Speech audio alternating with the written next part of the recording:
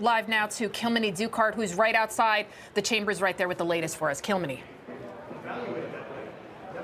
Yeah, Lydia, the first ballot for the speaker's election has officially concluded. Of course, this did not go the way, as we've been reporting, that Republicans had hoped. The House is going to proceed with a second ballot shortly. And following, of course, the nominating speeches, we'll see the same thing happen again. The roll call will be conducted alphabetically. That is, of course, when we'll see members stand up in the chamber and voice their vote here. It's unclear if there's enough time between now and the next vote happening, if there's going to be any last-minute discussions. Certainly, you have members milling around on the House floor right now.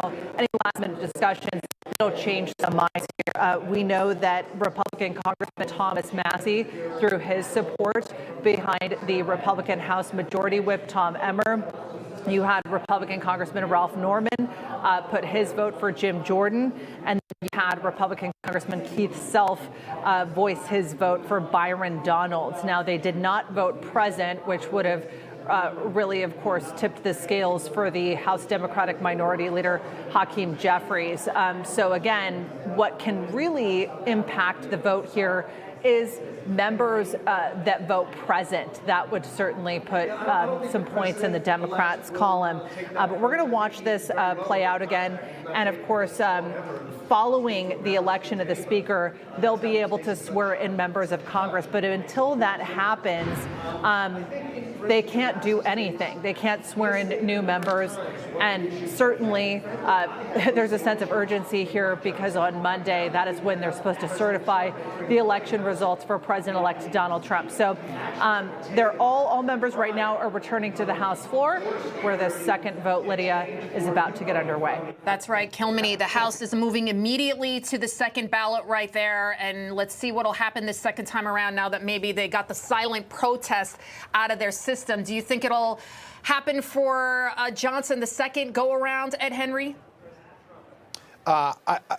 Nobody knows for sure is the honest answer, but I think it would be likely that with pressure from President-elect Donald Trump and others, that we'll see a coalescing behind Johnson. He got good news and positive signs from Burchett and Eli Crane and others who could have been voting for someone else.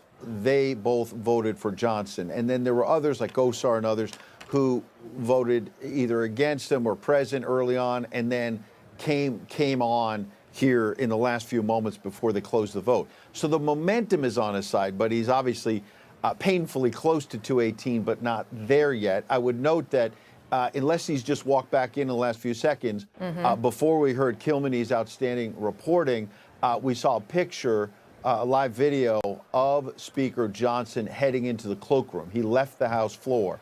He could be getting a drink of water. He could be working the phones. He could be eyeballing some of these people who voted against him and asking, what do you need? How do I get to 218? This is the kind of, arm twisting and whatnot that happens. But again, folks like Thomas Massie are not going to give in to pressure. They've made clear where they stand. It's about sort of coaxing people along. And again, as we said at the outset, if this second ballot, it would be a referendum on Speaker Johnson, aye or no, he'd likely lose. But this is a referendum instead on Donald Trump, the agenda ahead, the mandate that he got in the last election with House and Senate Republicans. So the point is, it's something bigger than Mike Johnson himself. It's about the country, frankly. And I think that after this hiccup, one would hope that the Republicans can pull together here. Certainly that's the hope that Speaker Johnson has. That's the hope that President-elect Donald Trump has.